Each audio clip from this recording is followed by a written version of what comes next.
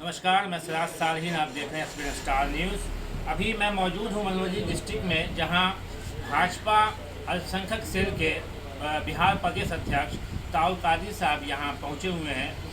तुफैल कादरी साहब यहाँ आए हुए हैं इस जिला में अपने कार्यकर्ताओं से मीटिंग के लिए, और इलेक्शन का बिगुल जो बिहार में चुनाव के लिए बच चुका है उस चीज़ के लिए इनसे जानना चाहेंगे कि क्या इस बार फिर एनडीए की सरकार चौथी बार बिहार में नीतीश जी के नेतृत्व में बनाने जा रही है, या क्या स्थिति है उनकी पार्टी की, और कहाँ ये अभी जो आरोप लगता है बीजेपी पर कि मुसलमानों को टिकट नहीं दिया जाता है। इनसे सब एक एक बात जानेंगे कि तुफैल कादरी साहब, जिस तरह से चुनाव की तैयारी चल रही है, बीजेपी और एनडीए गठबंधन जो जिस तरह से चौथी बार, इस बार अगर जीतती है नीतीश जी का चौथी बार मुख्यमंत्री बनेंगे, और किस तरह से आप लोगों की तैयारी है, क्या इस बार आपकी सरकार किसे चौथी बार आने जा रही है? देखिए, भारतीय जनता पार्टी अल्पसंख्यक मोर्चा हर एक बूथ पर अपनी बैठक कर रही है। इसलिए मैं आज मधुबनी, मुझे लगता है कि 6 या 7 या 8 मीटिंग ऐसी होगी, बैठक होगी, बूथ वाइज है, छोटी छोटी बैठक है। वो बूथ पे हमारे कार्यकर्ता है, क्योंकि हमारा बूथ सबसे मजबूत है। हमारे साथ अभी प्रदेश के कार्य समिति के सदस्य बैठे हुए हैं, इशफाक अहमद करीमी, और हमारे साथ जनाब मोइनुद्दीन खान साहब बैठे हुए हैं। सब लोग मधुबनी के काम को देख रहे हैं। अब यहाँ से मेरा यात्रा प्रारंभ होगा। भिन्न भिन्न जगहों पर बूथ स्तर की बैठक सब है। इस वक्त से लेकर के मैं 11 बजे रात तक पूरा मधुबनी और दरभंगा करके तब पटना लौटेंगे। आज एक दिवसीय कार्यक्रम है, बड़ा कार्यक्रम है, और यह बूथ स्तर का कार्यक्रम भारतीय जनता पार्टी के अलावा और कोई नहीं कर सकता। दुनिया की सबसे बड़ी पार्टी भारतीय जनता पार्टी है। इसके सदस्य दुनिया के सबसे ज़्यादा हैं, और इसके कार्यकर्ता दुनिया में सबसे ज़्यादा। जितनी दुनिया की पार्टी है, सबसे बड़ी पार्टी भारतीय जनता पार्टी है। और भारतीय जनता पार्टी मुख्य रूप से वंचित समाज जो आज़ादी के बाद थी, उस समाज को एक साथ लेकर चलने का प्रयास कर रही है।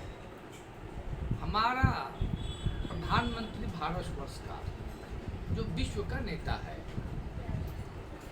सबका साथ, सबका विकास, सबका विश्वास, इस मूल मंत्र के नाते अब सड़क बनी है सबके लिए। यहाँ जात पंथ से ऊपर उठ करके बिजली पहुँच रही है। यहाँ जात और पंथ से ऊपर उठ करके शौचालय बन रहे हैं। यहाँ जात और पंथ से ऊपर उठ करके, और आपको जानकर खुशी होगी, मधुबनी में मुसलमानों से मैं कहना चाहता हूँ, बिहार के मुसलमानों से मैं कहना चाहता हूँ, 5029 करोड़ की राशि भारतीय जनता पार्टी के प्रधानमंत्री, भारत के प्रधानमंत्री माननीय नरेंद्र मोदी जी ने अल्पसंख्यक के उत्थान के लिए इतनी बड़ी राशि दी है। और आपको जानकर खुशी होगी, और ये भी आपको समझ करके खुशी होगी सुन करके कि 5 करोड़ तलबा और तालिबान को वजीफा की राशि दी गई, वजीफा दिया गया, जिसमें सिख है, ईसाई हैं, बौद्धिस्ट हैं और मुसलमान हैं, भेदभाव नहीं है। आपके ऊपर लगातार आरोप लगता है, आप लोग कम्युनिटी के अध्यक्ष हैं बिहार प्रदेश के, और बिहार में भी चुनाव है, खासकर आपकी अपोजिशन पार्टी जो आरोप लगाती है कि वो मुसलमानों की पार्टी नहीं है, मुसलमान के दुश्मन की पार्टी है, ये बहुत सारा आरोप लगता है। कहाँ तक आप लोग इसको जस्टिफाई करते हैं? तो मैं बता रहा हूँ ना, 4 अरब 83,25,00,000 की राशि भारतीय जनता पार्टी एनडीए की सरकार ने, अब माननीय नीतीश कुमार मोदी जी हमारे मुख्यमंत्री हैं, अब माननीय सुशील कुमार मोदी जी हमारे उप मुख्यमंत्री हैं, कहीं भेदभाव आजादी के बाद पहली बार ऐसी सरकार है जो जात और पद से ऊपर उठ करके काम कर रही है। भेदभाव से अलग हट करके भारतीय जनता पार्टी एनडीए की सरकार कार्य कर रही है। आपको जानकर खुशी होगी, 68 बरस का जो वेतन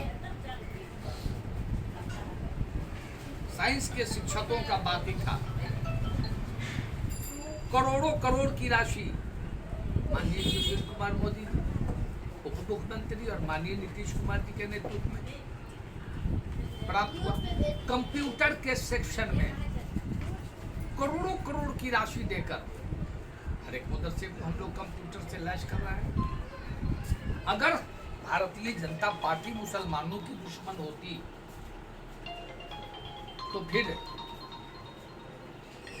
आरोप सही होता कि हमने कहीं भेदभाव किया हो। हमारे प्रधानमंत्री या हमारे गृह मंत्री अमित शाह जी या हमारे राज्य गृह मंत्री नित्यानंद राय जी या कानून मंत्री माननीय रविशंकर प्रसाद जी, आप देखिए ट्रिपल तलाक की बात आई, 80% तलाक देना बंद हो गया भारत में। भारत की तमाम हमारी मुस्लिम माँ और बहनें बधाई दे रही हैं माननीय कानून मंत्री और माननीय प्रधानमंत्री श्रीमान नरेंद्र मोदी जी को कि आज उनकी जिंदगी सुख चैन शांति से बीत रही है। और आपको मैं बताऊं, ये भी जान करके खुशी होगी कि जो राशि हम लोगों ने माननीय प्रधानमंत्री श्रीमान नरेंद्र मोदी जी से प्राप्त की है, जानकर फिर और आप लोगों को बताएंगे। अब देखिए मैट्रिक के छात्रों को और साथ में नई उड़ान है, साथ में हज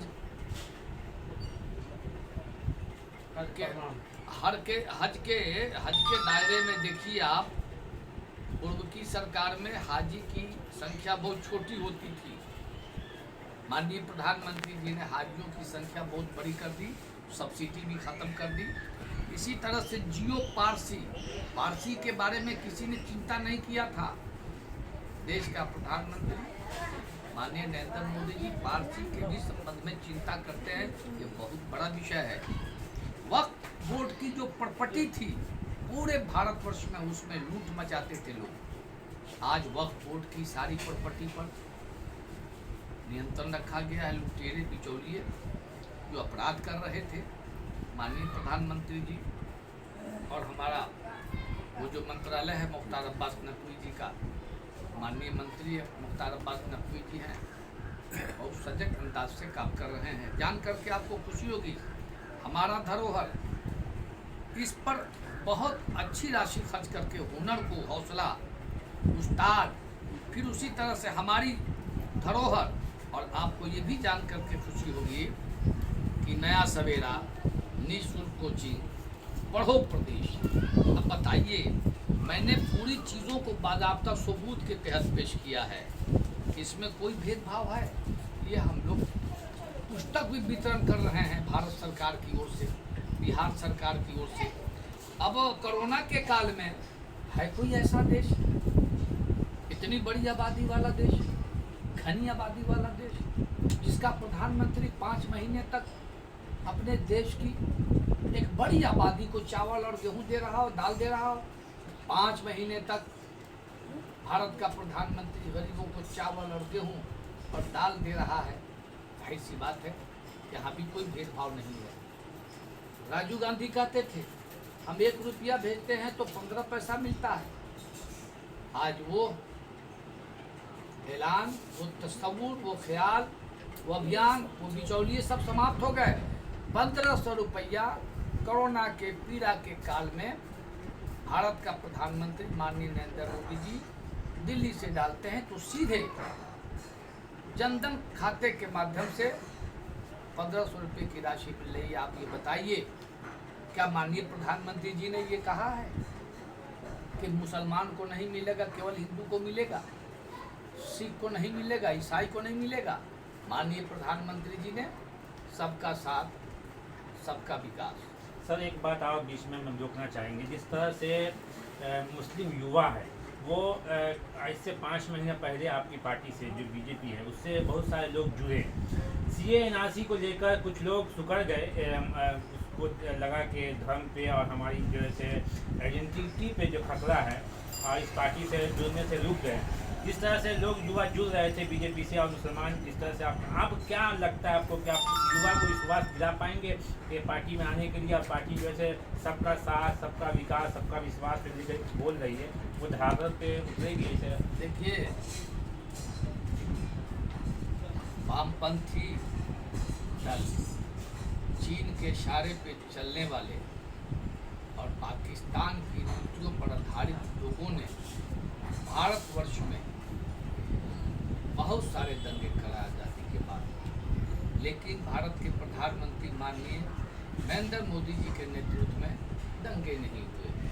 आपको पता है अब भारत नफरत मुक्त और प्रेम युक्त हो गया है, इसीलिए बेचैनी है वामपंथियों को, इसीलिए बेचैनी है चीन के रास्ते पे चलने वाले को, इसीलिए बेचैनी है पाकिस्तानी गतिविधियों से मुतासिर होने वाले लोगों को। अब भारत का नौजवान दिग्भ्रमित होने वाला नहीं है, और वो प्रयास था भारत की तस्वीर को धूमिल करने का, जो भारत माँ की कोख के जन्मे हुए हिंदू और मुसलमान जो सहोदर भाई हैं, सबों ने इस देश को महफूज रखा और सरकार की दी हुई सारी चीज़ों पर भरोसा किया और अपने भारतवर्ष के प्रधानमंत्री पर यकीन किया। वजह उसकी यह है कि भारत अब विश्व गुरु होने जा रहा है और बिहार में फिर सरकार माननीय नीतीश कुमार और सुशील कुमार मोदी जी के नेतृत्व में बनने जा रही है। माननीय मोदी जी के जो हमारे प्रधानमंत्री हैं, उनके नेतृत्व पर सबको भरोसा है। आप देखेंगे विरोधी को एक भी सीट नहीं मिलेगी। जो हालत आपको केंद्र में है वही हालत बिहार में होने जा रही है। अब केंद्र में जिस प्रकार से हमारे माननीय सांसद लोग प्रश्न करते हैं, उसी तरह से अब हमारे विधायक भी एक दिन ऐसा आएगा कि ये प्रश्न करेंगे और दुनिया कहेगी कि देखिए भारतीय जनता पार्टी के लोग, जनता दलियों के लोग या हमारे सहयोगी लोग खड़े होकर के उसी तरह से बात कर रहे हैं जैसे वो लोग करते हैं। उनके कोई विरोधी नहीं रहेंगे हाउस में। हमारे सामने किसी को कोई भी वोट देने नहीं जा रहा है। आप जा रहे हैं, हम आज 17 रोज से मैं प्रवास पे हूँ।